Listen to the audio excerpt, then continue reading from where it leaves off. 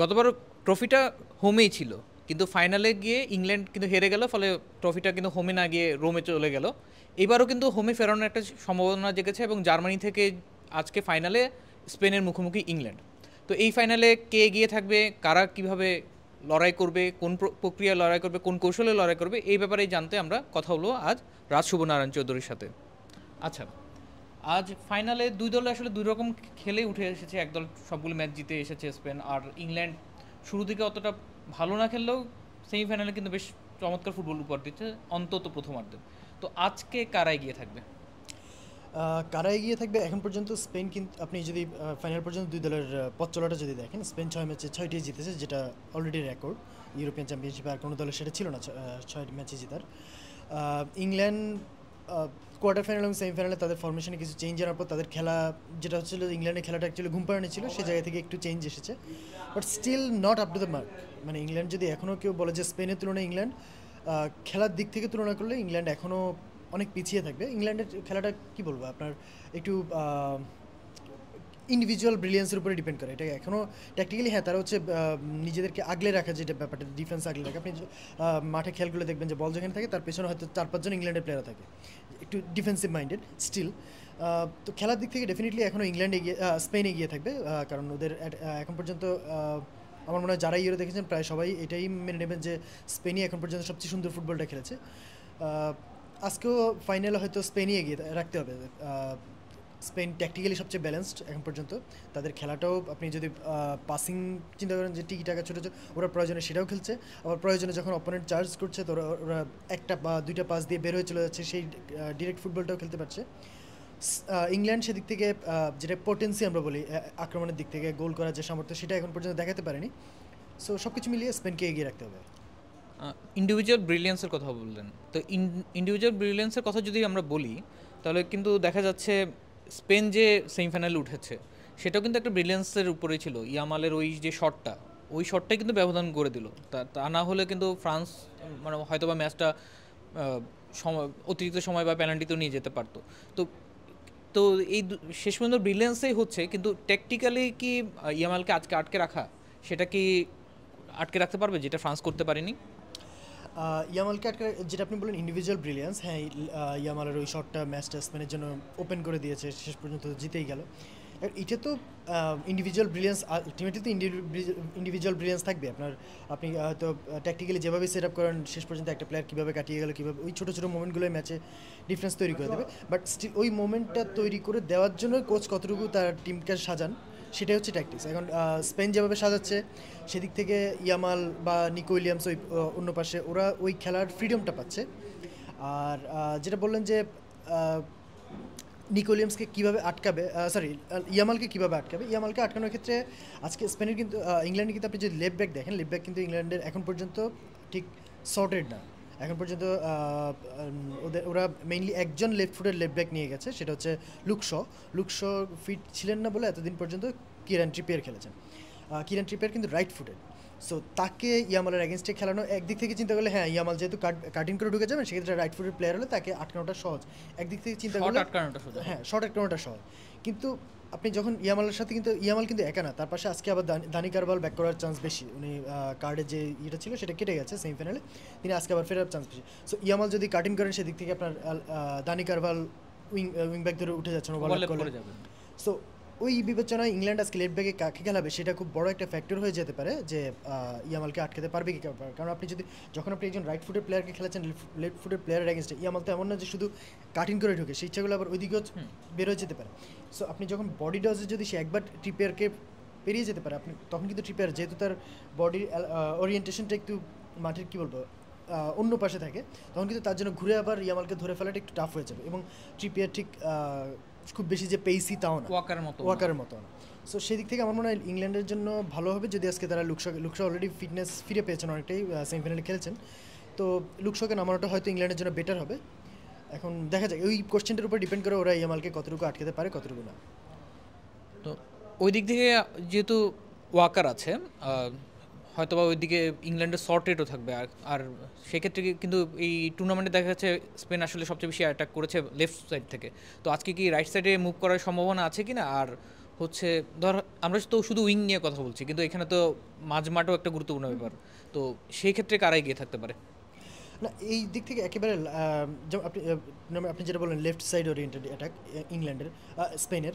ইংল্যান্ডের ক্ষেত্রে সেটা আবার উল্টো, ইংল্যান্ড পুরোপুরি রাইট সাইড ওরিয়েন্টেড অ্যাটাক, যেটা সাকাকে ধরে ওরা অ্যাটাক ওঠার চেষ্টা করে।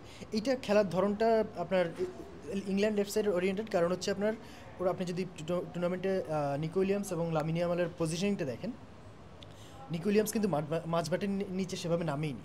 লামিনে ইয়ামাল কিছুটা নেমেছেন, কিন্তু নিকো উইলিয়ামসকে ওরা নামেনি, কারণ হচ্ছে নিকো উইলিয়ামস ইয়ামালের চেয়েও বেশি ডিরেক্ট, মানে তিনি হচ্ছে পুরোপুরি সোজাসুজি ডিফেন্ডারের দিকে দৌড়ে তাকে ইয়ে করে বেরিয়ে যাওয়া যে ইয়েটা, এবং তার স্পেস নিয়ে খেলতে উনি বেশি পছন্দ করেন, যে তার সামনে বল আসবে উনি দৌড়ে গিয়ে ধরবেন, তারপর ভিনিসিয়াস জুনিয়র মতো বা আপনার রাফায়েল লিয়াওর মতো। তো ওই দিক থেকে চিন্তা করলে স্পেন ওই দিক ইয়ে থেকে সরে আসবে, ব্যাপারটা তা না।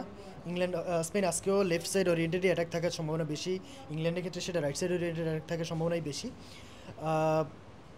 যেটা আপনি বললেন মাঝমাঠের খেলাটা হচ্ছে ডিফারেন্স হয়তো তৈরি করে দেবে, কারণ আপনার আলটিমেটলি তো পাঁচটাতে যাবে মাঝমাঠ থেকে, এবং স্পেনের মাঝমাঠ কিন্তু এখন পর্যন্ত পুরো টুর্নামেন্টে যখন পেদ্রি ছিল তখনও একেবারে বেশ গোছানো ছিল। পেদ্রি চলে যাওয়ার পর ভাবাও ছিল যে হয়তো পেদ্রি যাওয়ার কারণে হয়তো ক্রিয়েটিভ যে স্পার্কটা সেটা কিছুটা কমে যাবে, কিন্তু দানি অলমো এসে আরও দেখালেন যে স্পার্ক কম নেই, বরং স্পেন আরও বেশি ডিরেক্ট হয়েছে, দানি অলমো আরও গোল করছেন। তো ওই দিক থেকে স্পেনের মিডফিল্ড নিয়েও খুব একটা সমস্যা নেই। স্পেনের মিডফিল্ডের মেইন বেস যেটা, সেটা হচ্ছে সবচেয়ে বড় ডিফারেন্স মেকার আর কি রদ্রি। আমি স্ট্যাট দেখছিলাম যে এখন পর্যন্ত টুর্নামেন্টে তিনি প্রায় 490+ পাস, প্রায় 500 পাস দিয়েছেন, এবং তার পাস একই হচ্ছে 94%। এবং এবং তিনি কিন্তু আপনার জার্মানির যেটা দেখিয়েছে, জার্মানি কিন্তু হাই প্রেস করে খেলছে, রদ্রিকে প্রেস করে খেলেছে। ইংল্যান্ড এখন গত 2 ম্যাচে যেই শেপটা চেঞ্জ করেছে, সেটা কিন্তু অ্যাকচুয়ালি 3-box-3 হয়ে যাচ্ছে, 3 জন, তার সামনে 4 জনের একটা বক্স, যে বক্সের সামনে হচ্ছে বেলিংহাম এবং ফোডেন, আর 3 জন। তো ওই সেট আপটা কিন্তু রদ্রিকে অ্যাটাক করার জন্য, মানে রদ্রিকে প্রেস করার জন্য বেশ ভালো একটা সেট আপ। আপনার রদ্রি ওদের স্পেনের মিডফিল্ডের বেসে যদি থাকেন, সেক্ষেত্রে আপনার ওইদিকে বেলিংহাম এবং ফোডেন তাকে চার্জ করার জন্য আসেন, এবং পেছন থেকে কেইনও কিন্তু নিচে নেমে আসেন, কেইন কিন্তু একেবারে বক্সে থাকেন তা না। তো সব কিছু মিলিয়ে মিডফিল্ড ব্যাটেলটা খুব ইন্টারেস্টিং একটা ব্যাটেল হবে। বাট স্টিল রদ্রি গত প্রায় 18 মাস 1 বছর ধরে যেই ফর্ম দেখাচ্ছেন, তাতে তাকে আটকে রাখাটা একটু টাফ হবে। এখন দেখা যাক সেটা কোন জায়গায় কী হয়। জার্মানি কিন্তু অলরেডি চেষ্টা করেছে, স্টিল সেই ম্যাচের জন্য শুধু এমরে চানকে নামানো হয়েছে, এবং এমরে চান এবং গুন্দোয়ান দুইজন মিলেই কিন্তু একেবারে জার্মানি যেটা করেছে, কিন্তু হাই প্রেস করে খেলেছে, রদ্রিকে শান্তিতে থাকতে দেয়নি দুজনকে দিয়ে। ইংল্যান্ডও আই গেস সেটাই ট্রাই করবে। ইংল্যান্ড অলরেডি সাউথগেট যেটা বলেছেন যে তাদের একটা অপশন হতে পারে যে এভাবে হাই প্রেস করে খেলা, কিন্তু এই স্পেনের ক্ষেত্রে যেটা একটা অসুবিধা, আপনি হাই প্রেস করতে গেলে তারা লং বলে নিকো উইলিয়ামস বা লামিনিয়াকে দিয়ে, স্পেন হলে হচ্ছে বল নিয়ে পাস দিয়ে চেষ্টা করতে পাসে খেলা, সেটা এখন সেটা তো সময় দেখাবে না। তো ইন্টারেস্টিং হবে সেই জিনিসটা দেখা। আমার মনে হয় স্টিল অন দ্য বল যে টেকনিক্যাল কোয়ালিটি, সেটাতে ইংল্যান্ডের চেয়ে স্পেন এগিয়ে, তো ওইখানে হয়তো স্পেন কিছুটা এগিয়ে থাকবে।